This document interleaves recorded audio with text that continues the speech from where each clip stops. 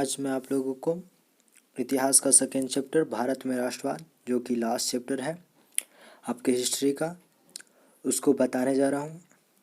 यह last chapter का last part है, जो कि सामूहिक अपनेपन का भाव है।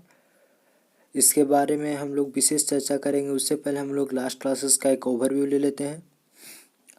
तो लास्ट क्लासेस में हम लोगों ने देखा कि किसान और व्यावसायिक वर्ग के स्वराज के क्या मायने थे, उन्होंने किस प्रकार से स्वराज को लिया। उसके बाद फिर हम लोगों ने देखा कि महिला के जो योगदान थे आपके सविनय अवज्ञा आंदोलन में, वह किस प्रकार से थे। सविनय अवज्ञा आंदोलन को सिविल नाफरमानी के नाम से भी जाना जाता है। उसके बाद फिर हम लोगों ने देखा कि किस प्रकार से आपके सितंबर पूना पैक्ट हुए थे, और फिर जो पाकिस्तान का मुद्दा था जो कि सुलझने वाला था, वह किस प्रकार से उस सुलझन की सारी संभावनाएं समाप्त हो गई। तो अब हम लोग चर्चा करेंगे कि जो भारत में राष्ट्रवाद की जो भावना थी वह किस प्रकार से उभरी। उसके अंतर्गत जो सामूहिक अपनेपन का भाव था, मीन्स की संगठन, मीन्स की करेक्शन बनाने का जो भाव था, वो किस प्रकार से उभरा, किन किन कारकों से उभरा, तो उसके बारे में हम लोग चलिए चर्चा करते हैं। तो वीडियो के लास्ट अंत तक बने रहिएगा। इसके अंतर्गत हम आप लोगों को ऑब्जेक्टिव टाइप वाले क्वेश्चंस 5 मार्क्स एवं 3 मार्क्स वाले क्वेश्चन के प्रारूप बताएंगे कि किस किस प्रकार में से आ सकते हैं। तो चलिए अब हम लोग स्टार्ट करते हैं। फर्स्ट है कि आपके राष्ट्रवाद की जो भावना थी तब महसूस होती है, मतलब किस वजह से महसूस होती है, जब जितने भी लोग हों वह एक ही राष्ट्र के अंग हो। देखिए यहाँ पर लिखा है कि लोग एक ही राष्ट्र के अंग हो एवं वे एक दूसरे को एकता के सूत्र में बांधने वाली कोई साझा बातें ढूंढ लेते हैं। मीन्स की जो हम लोग यहाँ पे देखने वाले हैं कि जो भारत में सामूहिक अपनेपन का भाव किन किन कारकों पर डिपेंड करता है, वह उन्हीं बातों को बताएगा जो कि आपके एक दूसरे को सूत्र में बांधने वाली बात होगी। तो अब हम चलिए अगले वाक्यांश की ओर चलते हैं, जो कि आपके यह है, भारत में जो सामूहिक अपनेपन का भाव था वह किस प्रकार से उभरा। तो उसके बारे में हम लोग देखें कि यह भावना आंशिक रूप से संयुक्त संघर्षों के चलते पैदा हुई थी। मीन्स कि हिंदू, मुस्लिम, सिख, ईसाई, ये सभी लोग मिलकर आपस में मिलकर अंग्रेजों के खिलाफ लड़ रहे थे। उस वजह से सामूहिक अपनेपन का भावना उत्पन्न हुई। सेकेंड पॉइंट, सॉरी मैं भूल गया कि यह जो क्वेश्चन है आपके 3 मार्क्स वाले क्वेश्चन 2016 में आ चुके हैं, तो इसको थोड़ा ध्यान में रखना है कि मे भी आ सकता है। ओके, अब हम देखते हैं कि बहुत सारी, अगला पॉइंट है कि बहुत सारी संस्कृति एवं उसके प्रक्रियाएं, जो हमारे सांस्कृतिक प्रक्रियाएं हुई थी जो कि पास्ट से रिलेटेड थी, उन चीज़ों के द्वारा हमारे भारत में सामूहिक अपनेपन का भाव क्रिएट किया। उसके बाद फिर है आपके इतिहास का पुनर्व्याख्या व साहित्य।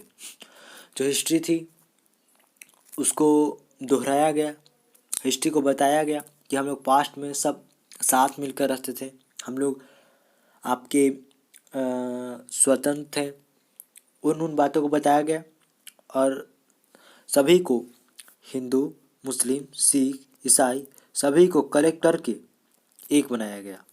ठीक है, और नेक्स्ट है लोक कथाएं व गीत, चित्र व प्रतीक। लोक कथाएं जो कि आपके वहाँ के आम समाज में जो कथाएं थे उन बातों को बताता है। चित्र, जैसे कि हम लोगों ने लास्ट क्लासेस में, लास्ट चैप्टर वाले क्लासेस में हम लोगों ने देखा कि आपके जर्मेनिया, ब्रिटानिया, यह किस प्रकार से चित्र उभरे जो कि आपके राष्ट्रवाद को बढ़ावा देने में बहुत ही मददगार रहे। वो सब हम लोग चीज़ देखें। तो हमारे भारत में भी वैसे चित्र और प्रतीक उत्पन्न हुए थे जो कि राष्ट्रवाद को बढ़ाने में बहुत ही ज़्यादा मदद की। अब देखते हैं वह क्या है।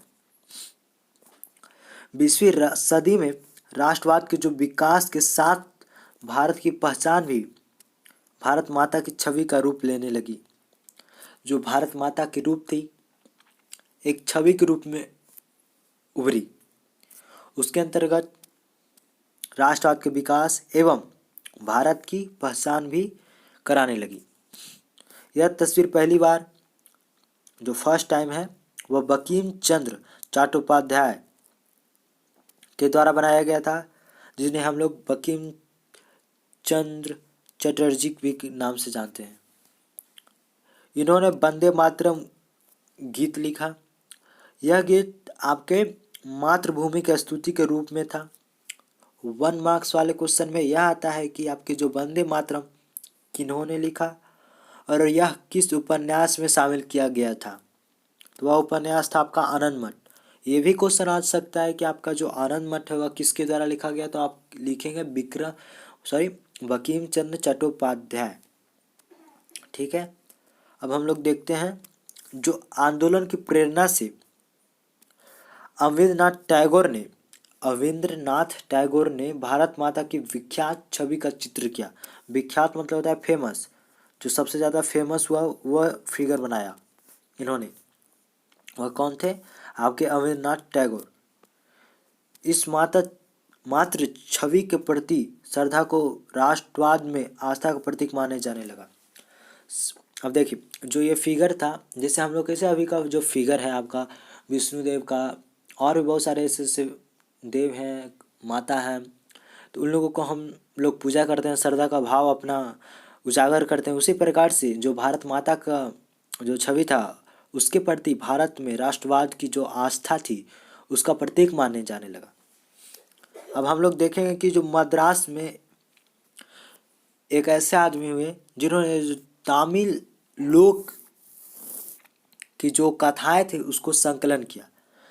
तो मद्रास में नेटिसा शास्त्री ने the folklores of southern India के नाम से तमिल लोक कथाओं का विशाल संकलन 4 खंडों में प्रकाशित किया था। 1 मार्क्स वाले क्वेश्चन में आता है कि आपके जो द फोकलर्स ऑफ सदर्न इंडिया किसने लिखा, तो आपके नेटसा शास्त्री ने। वह कौन से कथाओं का विशाल संकलन है, तो आप बोलेंगे तमिल लोक कथाओं का विशाल संकलन। तो इसको माइंड में रखना है और आगे बढ़ते रहना है, यही है और कुछ नहीं। हम लोग देखते हैं स्वदेशी आंदोलन। स्वदेशी आंदोलन के अंतर्गत बहुत सारे ऐसे चिन्ह एवं प्रतीक हुए जो कि हमारे भारत में राष्ट्रवाद की भावना को उत्पन्न करने में बहुत ही ज़्यादा मददगार ठहरी। फर्स्ट है आपके एक तिरंगा झंडा जो कि हरा, पीला और लाल ये 3 रंग से बना था। झंडा में ब्रिटिश भारत के 8 प्रांतों के प्रतिनिधित्व करते हुए कमल के 8 फूल एवं हिंदू मुसलमानों का प्रतिनिधित्व करता एक अंध्रचंद्र दर्शाया गया था। तो ये डिस्क्रिप्शन है आपके झंडे का कि उसके अंतर्गत क्या क्या हुए थे। तो उसके अंतर्गत 8 प्रांत को प्रतिनिधित्व करते 8 फूल था और हिंदू मुसलमान को दर्शाने के लिए एक अंध्रचंद्र था। माइंड में रखना है। वह किस कलर में था, तो हरा पीला लाल, हरा पीला लाल। ठीक है। अब हम लोग आगे बढ़ते हैं। यह किस आंदोलन के अंतर्गत था, तो वह स्वदेशी आंदोलन के अंतर्गत था। अब 1921 में गांधी जी ने एक स्वराज का झंडा तैयार किया था। जो आपके 1921 में थे, गांधी जी स्वराज के लिए एक झंडा तैयार किया था। उस तिरंगा में सफ़ेद, हरा, लाल कलर मिला हुआ था। इसके मध्य में गांधीवादी प्रतीक चरखे को जगह दी गई थी जो स्वावलंबन का प्रतीक था। तो अब हम लोग इसमें एक क्वेश्चन देख सकते हैं कि जो आपके गांधीवादी प्रतीक क्या थी, तो आपके चरखा कहलाता था। तो गांधीवादी प्रतीक चरखे किस का प्रतीक था, तो स्वावलंबन का प्रतीक था। ठीक है। अब हम लोग देखेंगे कि किसी भी आंदोलन के अंतर्गत कोई भी आंदोलन, उसके आंदोलन के अंतर्गत भीतर अक्सर बिखराव आते गए। क्यों आए? क्योंकि एक समूह की मांग के कारण कोई दूसरा समूह दूर चला जाता था।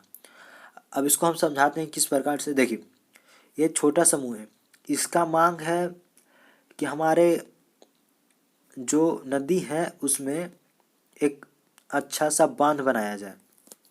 और ये बड़ा एक समूह है, व्यवसायिक वर्ग इसमें रहते हैं, अमीर लोग रहते हैं। इनका मांग है कि जो ये नदी का पानी है वह हमारे ई ओर भेजा जाए, ताकि हम अपने प्रौद्योगिकी और बहुत सारे ऐसे कारखानों में यूज कर सकें।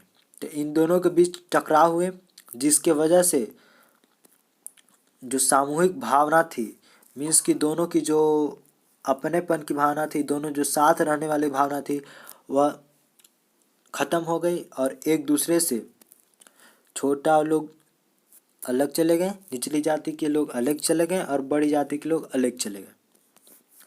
तो आज की क्लास में इतना ही है।